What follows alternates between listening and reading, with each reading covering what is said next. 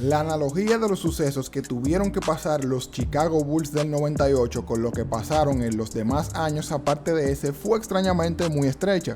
Fue como si a lo largo de una sola temporada experimentaran todo lo que vivieron a lo largo de sus carreras al mismo tiempo, lo que nos da una serie documental sustanciosa y sumamente reveladora. Hoy es momento de analizar esta serie y el cómo cambió la percepción sobre Michael Jordan. Desde el primer capítulo, la serie muestra un vistazo a los primeros pasos que van dando los Bulls en el año 97 tratando de coronarse campeones al final de esa temporada y repetir un segundo tricampeonato. Al tiempo que hace eso, nos traslada al pasado para exponer los primeros pasos del propio Michael en su carrera profesional. Este mismo primer capítulo muestra a un joven Jordan en la Universidad de Carolina del Norte que ya prometía mucho. Anunció que se declararía elegible para el draft de la NBA siendo seleccionado en el 1984 por un equipo de los Bulls que parecía haber estado siempre en construcción desde el momento de su creación. Este equipo viaja a París para unos juegos de exhibición y son introducidos los primeros vistazos a la relación tensa que mantenía Jerry Krause con los jugadores. Yo no sé si Krause se menciona así, pero lo siento, así se queda para el video entero. Krause fue el gerente general que llevó a los Bulls al éxito en los años 90. Pero también fue el motivo de varios conflictos que eventualmente llevarían a la ruptura del equipo. Esto se va mostrando consecuentemente con las escenas de la temporada 97-98 en la que Krause hace comentarios públicos en contra de los jugadores y el coach de ese momento, un fulano ahí que se llama Phil Jackson. Dumb question. A la vez fue expuesto cómo en los años 80, Jordan, siendo apenas un novato, ya comenzaba a marcar tendencia. Para su primer año en la liga, el joven ansiaba tener un contrato con la marca Adidas, algo que viéndolo ahora en retrospectiva parecía muy raro. ¡Ay, qué interesante, March! Cuéntamelo todo. Pero en ese momento era un movimiento nada descabellado por lo prestigioso de la marca a nivel deportivo, pero aún así la marca Nike le hace una oferta de unos $250,000 a Michael para hacer el rostro oficial de la misma. Para ese momento, Adidas no mostró tanto interés en el joven porque ellos eran más partidarios de tener figuras de mucho más altura que los representaban. Por eso la marca alemana se mantuvo un poco al margen y reservada acerca de ofrecerle un contrato a Jordan. Y aquí es donde entra una de las primeras cosas reveladoras de la serie, que Jordan no quería firmar con Nike. Algo anda mal. Fue su madre quien lo incitó a ir a la reunión con los ejecutivos que a través del cálido recibimiento que le dieron, lo convencieron de unirse a su proyecto y así fue como posteriormente nació el Air Jordan, uno de los tenis mejor diseñados en mi opinión. Esto no estuvo exento de controversias, ya que gran parte de la compañía Nike cuestionaba que se le fuera a pagar una suma de dinero tan cuantiosa a un jugador que todavía no había hecho nada. Era nada más un novato, pero la visión del ejecutivo Rob Strasser, que tampoco sé si se menciona así, iba más allá y lo firmó con una proyección de ganar 36 millones en 3 años. Vendieron 126 millones en solo uno. De lo que estoy muy orgulloso. Este fue uno de los aspectos que estableció un cambio de percepción aún más positivo hacia Jordan en el documental, ya que demostró que gracias a su imagen, los tenis se hicieron populares.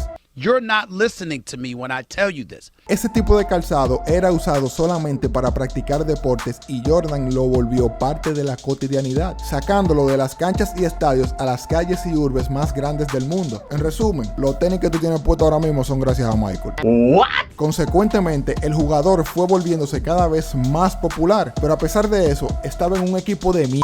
Chicago era la mamá de las chotas de los equipos chotos de la NBA en los 80, por lo que Jerry Krause, al darse cuenta realmente del diamante en bruto que tenía en sus manos, decidió construirle un equipo alrededor a este niño flaquindé. Así fue como en el 87 adquirieron en el draft a Scottie Pippen, un tipo grandísimo con un cacón que venía de demostrar su gran capacidad de ser un gran anotador en sus años de universidad, pero que al llegar a los Bulls tenía que entender que ese era el equipo del niño flaquindé y que su rol iba a ser alimentar el juego de ese niño.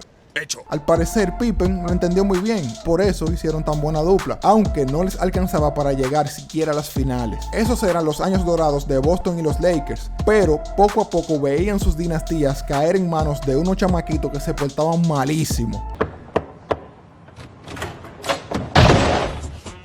¿Quién carajos eres? Bad boys, what you gonna do? What you gonna do when they come for you? Bad boys, what you gonna do? What you gonna do when they come for you? Bad boys, Ese equipo, liderado por Isaiah Thomas y que entre sus jugadores tenía a un joven y vigoroso Dennis Rodman, fueron conocidos por su juego extremadamente físico. Golpe, patada, detrayones, suplay, trompones, machetazo al cuello, piquete a los ojos, ese era su pan de cada día. Aún con todos estos métodos les era complicado detener a Jordan una vez el tipo despegaba los pies del suelo en las penetraciones, por lo que para playoffs su entrenador Chuck Daly, considerado uno de los mejores 10 coaches de la historia, desarrolló las Jordan Rules o reglas Jordan en español. ¡Éxito! Y a pesar de que parecían una serie de tareas complicadas para hacer, en realidad era bastante sencillo. No lo dejen de pegar del suelo. ¿Y cómo hacemos eso, profesor? Muy fácil, cuando venga el aro, caiga la trompa. Los Pistons en 2 finales de conferencias seguidas pudieron parar al niño Flaquindé, que era lo suficientemente bueno como para que los entrenadores contrarios desarrollasen estrategias específicas dirigidas a detenerlo a él. Esta fue una de las veces que comenzó a verse los primeros destellos de alta competitividad de Jordan y quizá fue uno de los primeros desafíos que se autoimpuso. Luego de la segunda derrota, no tomar vacaciones y dedicar ese verano exclusivamente a aumentar masa muscular.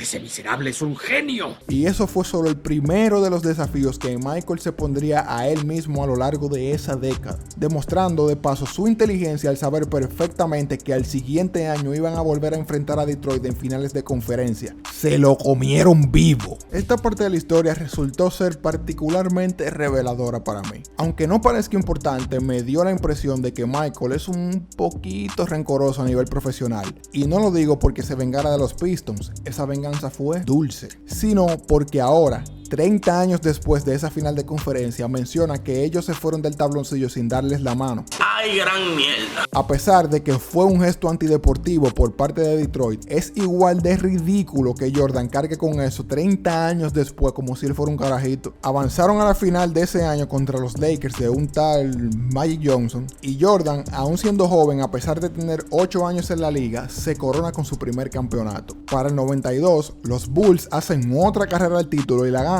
Ese fue el año de la coronación de Jordan como el mejor deportista del mundo. Era bicampeón, participaba en numerosas y masivas campañas publicitarias y se corona como medallista olímpico en el famoso Dream Team de Barcelona. Pero aquí viene otro de sus chismes. Condiciona a los gerentes del equipo de Estados Unidos para que puedan tenerlo en sus filas. ¿Y cuál fue la condición? Si jugaba Isaiah Thomas, él no jugaba.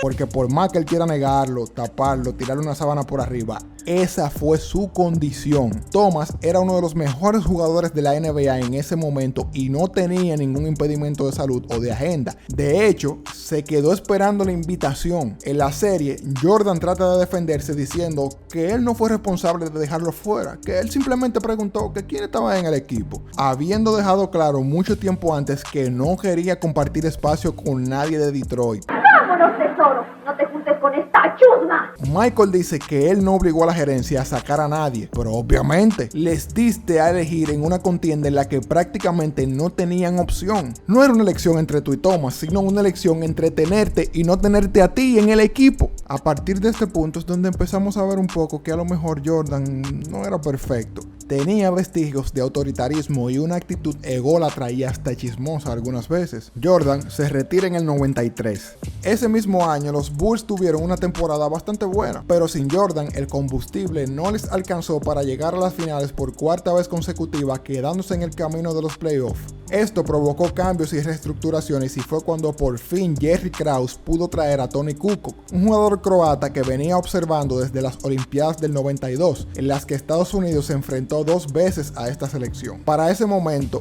Jordan ya sabía que ese joven estaba en los planes de Krause y jugó para humillarlo junto a Pippen de manera deliberada frente a Krause. De hecho, relatan que en los vestidores Michael le dijo a sus compañeros que le dejaran a Toni Kukoc a él y a Pippen, porque lo iban a despedazar en la cancha, y todo solamente por darle una lección a Jerry Krause. Otra de las cosas anotadas en la lista de pequeñas arrogancias del dios Jordan. Michael vuelve de su retiro irónicamente en ese año, uno de los antiguos motores de la trompada de los Pistons fue contratado para reforzar al equipo de los Bulls en ese año en el poste bajo, y la llegada de Dennis Rodman selló nuevamente el camino al éxito para Chicago. Durante estos años fue también cuando Jordan estableció su condición de especie de tirano entre sus compañeros. Ellos mismos definieron que jugar a su lado era atemorizante y, en palabras del propio Michael, si no jugabas a su nivel te iba a humillar. Estos argumentos fueron siempre sermoneados por parte de Phil Jackson, que le pedía ser un líder más flexible con sus compañeros, a lo que su majestad respondía que si ellos no podían aguantar ni siquiera la presión que él ejercía, ¿cómo iban a aguantar al contrario?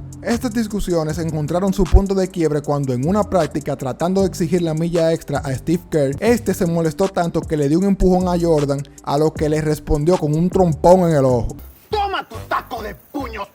Y no sé tú, pero yo pienso que para exigir y sacar lo mejor de tu equipo, como que no hace falta llegar a esos extremos. El miedo no necesariamente debe ser un factor, porque si bien es cierto que a Jordan le dio resultado, estas tácticas psicológicas podrían haber causado un efecto diametralmente opuesto al que terminó siendo. Así que desde mi punto de vista fue casi un golpe de suerte que allí no se armara un reperpero más grande que es. Vaya, no encuentro fallas en su lógica. Volviendo a los 90, quiero caer directamente en el memorable juego de la gripe, al que ahora vamos a tener que rebautizar porque descubrimos que todo se trató de una intoxicación. Esta resulta ser una de las revelaciones más grandes del documental, al menos para mí, ya que hace más de 20 años que se conocen las capacidades limitadas con las que Michael jugó y hasta ahora se revelan las verdaderas razones. Ese icónico momento define la grandeza de ese hombre como deportista, y ahora por fin yo sé que lo que estuvo sufriendo no fue al azar. Como conclusión debo decir que, a pesar de conocer el final, aunque conocía las dimensiones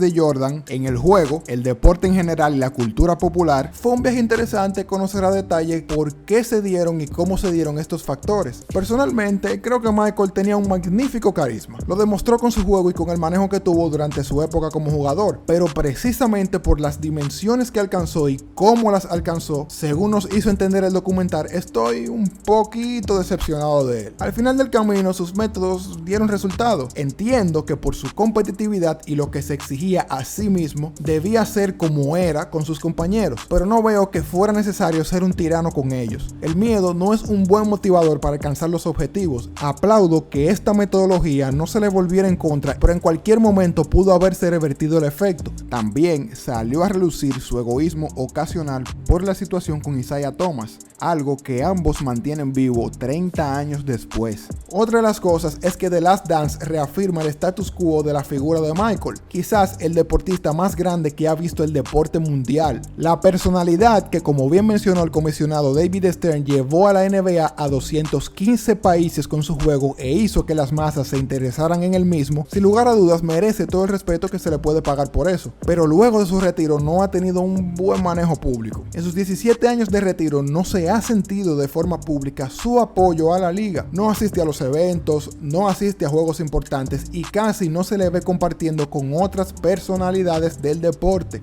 No pone sus conocimientos del fundamento del juego a la disposición de los jóvenes, y si a lo largo de todo este tiempo la NBA hubiese contado con el apoyo público permanente de una figura de sus dimensiones, quizás hoy sería el deporte dominante en el mundo. Entiendo que debe tener sus razones, pero en algún punto en casi 20 años de retiro debió haber hecho un aporte público significativo para seguir empujando la imagen de este deporte como lo hacía en los años 90. Luego de ver The Last Dance y reafirmar su nivel de Dios con el balón, ¿qué ha hecho por el baloncesto después de su retiro?